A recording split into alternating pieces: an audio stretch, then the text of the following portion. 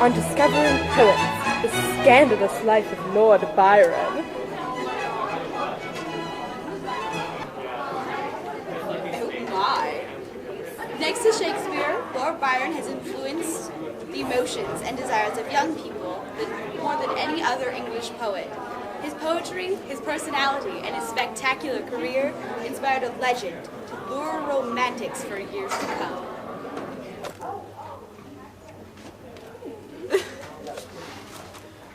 Lord Byron was born on January 22nd, 1788 in London to John Byron and Catherine Gordon.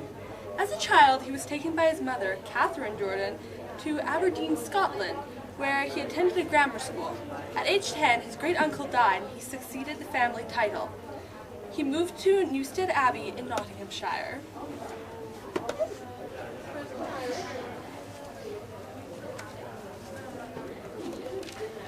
Muses and influences.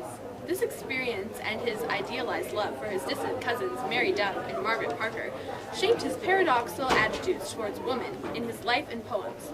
He spent the summer of 1803 with his mother at Southwell, near Nottingham, but soon escaped to Newstead and stayed with his tenant, Lord Grey, and courted his distant cousin, Mary Chaworth, who became the symbol of idealized and unattainable love.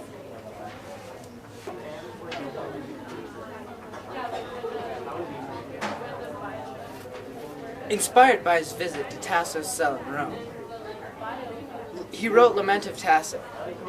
In 1807, Byron wrote his first collection of poetry, Hours of Idleness, which received bad reviews. He answers his critics with satire, English bards and Scotch reviews, in 1808. Success came in 1812, when he published the first two cantos, Childe Harold's Pilgrimage. I awoke one morning and found myself famous, he said later.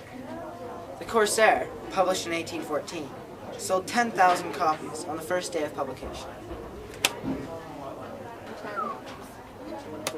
In 1812, he began an intense affair with Lady Caroline Lamb, who later wrote of the affair and in the London Society in her Roman chef.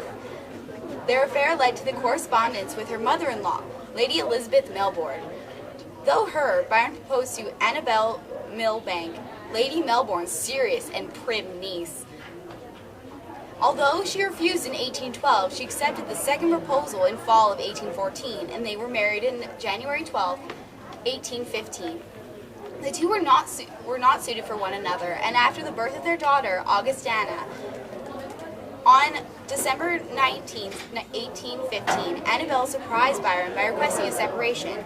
Though she refused to specify her reasons, it's likely that she learned of the suspected affair in 1814 with his half-sister. In 1816, he once again went abroad and never returned to England. He traveled from England to Spain to Albania and then spent time there in Athens. While in Athens, he had a torrid love affair with Nicolo Garage, a 15-year-old boy.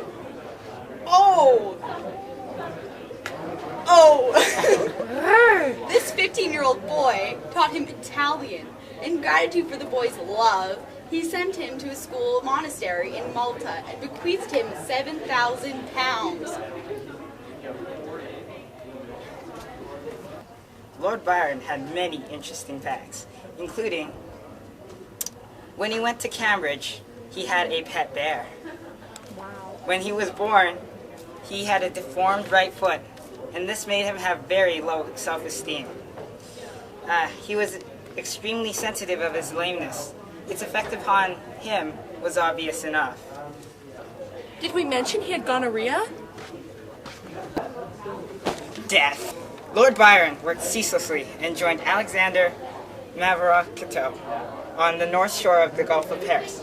However, before Lord Byron saw any serious military action, he contracted the fever from which he died in Missolonghi on the 19th of April, 1824.